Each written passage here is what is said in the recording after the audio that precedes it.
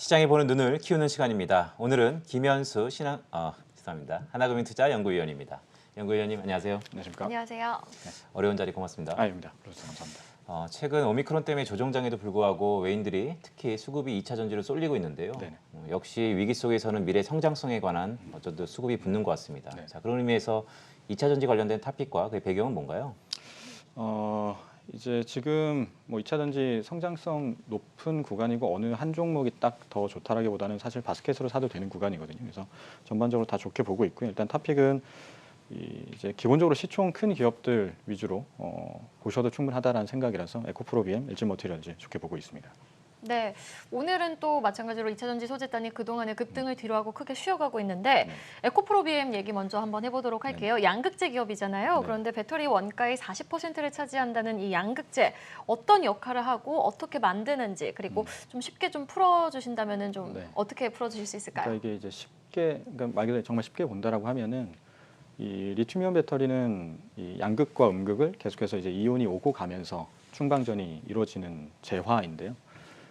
그만큼 이제 리튬 이온 방출량이 많아지면 더 많은 에너지를 머금을 수 있다라는 거거든요. 그래서 이제 그 에너지 밀도를 높여주는 것이 중요한데 그 에너지 밀도를 결정하는 게 양극재예요. 그래서 양극재가 어떤 뭐 니켈, 코발트, 망간 이런 것들로 이제 구성이 되어 있는데 그걸 어떻게 조합을 하고 어떤 물질을 더 많이 넣느냐에 따라서 이제 양극재 물성이 결정이 되고 그게 에너지 밀도를 결정하기 때문에 그래서 이제 양극재가 굉장히 또 이제 가장 중요한 소재로 많이 부각이 되죠. 에너지 밀도. 네, 에너지 밀도를 결정하는 영역이 이 양극재입니다. 네, 알겠습니다. 결국 에너지 효율성과 가성비, 가성비도 상당히 영향을 미치겠군요. 네네, 네. 네, 그렇다면 양극재 중에서도 네. 니켈을 함유한 하이니켈 양극재를 네. 중점적으로 생산한다는 얘기도 있는데 니켈 함유량이 높으면 어떤 점이 좀 장점인가요? 이게 방금 말씀드린 대로 에너지 밀도 개선하는 게 목적인데 이제 에너지 밀도를 결정하는 게 이제 전압이랑 전하량을 높이는 것이거든요.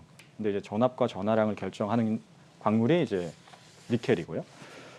이제 니켈 같은 경우는 이제 방금 말씀드린 대로 전압과 전하량을 결정하고 이게 많을수록 결국에는 이제 에너지 밀도 개선에 영향을 주기 때문에 계속 이제 하이니켈로 가려고 하는 것이죠. 그래서 과거에는 삼원계 양극재 안에서 니켈 비중이 한 뭐 30% 정도였다라고 하면은 최근엔 한 60% 그리고 최근에는 이제 더 이제 내년이나 내후년에 나올 제품들 같은 경우는 니켈 비중이 한 80에서 90%까지 높아진 이제 양극재들이 이제 곧 나오게 될 겁니다.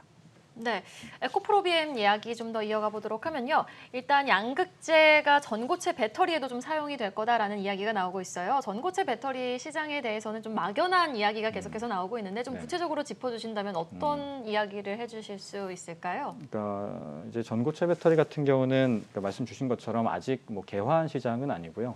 이제 향후에 한 2020년대 후반에 상업화가 될 것으로 예상이 되는 배터리인데 이제 전고체 배터리에도 양극재는 쓰입니다. 그러니까 전고체가 간다라고 해서 뭐 양극재가 어떤 뭐 쓰이고 안 쓰이고 요 문제는 아니고 양극재는 당연히 쓰이는 거고요. 그래서 요거는 이제 꼭 뭐 에코프로 BM과 무관한 얘기지만 이제 전고체 배터리 관련 이제 뭐 개발들이 계속 이루어지고 있는데 아직 뭐 이거 관련돼서 뭐 수혜주를 찾거나 할 만한 단계는 아니에요. 그래서 오히려 최근에는 전고체 배터리가 아니라 뭐 리튬 배터리든 이런 하이브리드 배터리로 이제 개발이 이루어지고 있고 그 관련된 수혜주를 찾는 게 차세대 전지 관련된 어떤 수혜주를 찾는 데는 좀 더 의미 있는 선택이 될 것 같습니다. 에코프로비엠이 양극재 사업 외에도 네. 사실 폐배터리 사업에 활발히 뛰어들고 있지 않습니까? 네. 근데 아시는 것처럼 폐배터리가 시장에 나오려면 좀 시차가 걸려 보입니다. 네. 적어도 한 3, 4년이 필요해 보이는데요. 전반적으로 우리가 폐배터리 사업에 대해서는 어떻게 좀 봐야 될까요? 그러니까 이게 이제 폐배터리가 막 나올 거잖아요. 그러니까 전기차가 이제 깔리기 시작한 게 보통 한 이제 5년 정도가 넘어가는데 글로벌리. 그렇게 되면은 이제 교체 주기가 보통 한 7, 8년 정도 되니까 이제 배터리가 엄청나게 이제 나올 거란 말이죠. 그럼 이제 이걸 가지고 왜 이제 폐배터리를 가지고 이제 리사이클링 하려고 하냐면 광물 자원이 비싸기 때문이죠. 지금 방금 말씀드린 니켈도 마찬가지고 리튬도 마찬가지고 지난해 대비해서 광물 자원들 가격이 거의 2배 이상 다 올랐어요. 근데 이제 앞으로 배터리 계속 쓰일 거고 채굴 계속 할 텐데 그럼 이제 가격 계속 올라가겠죠. 그래서 기본적으로 이제 리사이클링을 해서 배터리를 좀 더 이제 배터리 원가를 낮추고자 하는 니즈가 굉장히 강하고요. 그래서 그 과정에서 이제 폐배터리 관련된 업체들이 성장할 것인데 이제 어차피 기본적으로 양극재든 뭐 이제 흑연이든 음극재든 이거를 기본적으로 만들 줄 아는 업체들이 리사이클링도 하는 거거든요. 그래서 기존에 있었던 업체들이 계속해서 이제 폐배터리 시장에서도 패권을 가져갈 것으로 보고 있는 것이죠.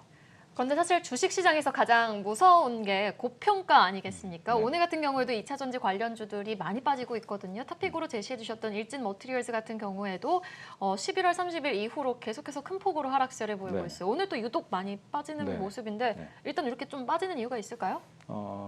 저는 이제 가격에 대한 부담이 좀 있다라고 봐요. 사실 뭐 일지 머티리얼즈든 에코프로비엠이든 올해 3배 오른 종목이라 저는 사실 뭐 10% 빠져도 이게 뭐 어느 정도 뭐 큰 조정인가 싶기는 해요. 근데 이제 말씀 주신 것처럼 최근에 뭐 한 달간 보면은 많이 빠져서 사실 뭐 기관 투자자분들도 그렇고 굉장히 좀 이제 지금 어느 정도 이제 고점인가에 대한 고민들을 많이 하시는 것 같아요. 일단 지금 소재 기업들이 그동안 주가 추이를 보면 워낙 이제 성장성이 높고 이제 수요의 피크아웃 우려가 없다 보니까 좀 더 먼 미래 실적을 당겨오거든요. 다른 섹터는 뭐 내년 실적을 밸류에이션에 반영을 하는 반면에 이제 배터리주들은 보통 한 2년 후에서 3년 후. 그래서 지금 기준으로 보면 한 24년 실적을 당겨오고 있어요. 그래서 그러다 보니까 이제 금리 상승 국면에서는 취약합니다. 왜냐하면 이제 미래 실적을 당겨온다라는 거는 기본적으로 이제 현재 가치화를 한다라는 거잖아요. 근데 이제 금리 상승하면 당연히 이제 현재 가치의 하락으로 연결이 되는 것이기 때문에 금리 상승 구간에서는 조금 더 취약하고 거기에다가 이제 최근에 그 24년 기준 밸류에이션을 했을 때 최근에 워낙 올랐다 보니까 약간 이제 업사이드가 이전보다는 적어요. 그래서 그런 부분들이 연말에 좀 더 부각이 되고 있는 것이 아닌가 생각이 듭니다. 네, 마지막 질문을 좀 드리겠습니다. 사실 말씀 주셨던 것처럼 미래 가치를 현재로 띄우는 데 있어서 금리 상승 국면에는 참 어려운 전략이 필요할 텐데요. 네. 내년대 어떻게 보세요? 전반적으로 2차 전지 산업 네. 또한 전망, 대응 어떻게 좀 보시는지 말씀 주시죠. 저는 기본적으로 좋을 거라고 봐요. 아까 서두에 말씀드린 것처럼 지금 글로벌 전기차 침투율이 이제 뭐 8% 이렇게 되는 상황에서 앞으로 다 전기차로 갈 텐데 배터리 소재주의 방향성이 바뀔 거라고 보지는 않습니다. 다만 작년에도 한 해 동안 3배 올랐고 올해도 3배 오른 섹터거든요. 그러면 거의 진짜 뭐 2, 3년간 10배 오른 섹터이기 때문에 기대치는 낮춰야 될 거라고 봐요. 내년에도 25년을 프라이싱하면서 간다라고 하면은 30에서 40% 업사이드 있는 섹터인 것은 분명하고요. 다만 올해 같은 기대치를 가지고 접근하는 것은 좀 위험하다라고 보고요. 반면에 이제 올해 이제 배터리 대형주들 뭐 삼성 SDI든 LG화학 같은 경우는 올해 주가가 하나도 안 올랐거든요. 그래서 이런 종목들은 내년 상반기에 이제 아시다시피 에너지 솔루션도 이제 상장을 하고 그리고 이제 수익성 개선세가 나타날 것으로 봐서 대형주를 좀 보자라는 생각입니다. 네, 자동차 패러다임의 저변은 확대될 것이기 때문에 기대치를 조금 낮추면은 앞으로 상승 여력은 충분해 보인다라는 말씀까지 들어봤습니다. 지금까지 하나금융투자 김현수 연구위원과 함께했습니다. 오늘 말씀 고맙습니다. 감사합니다.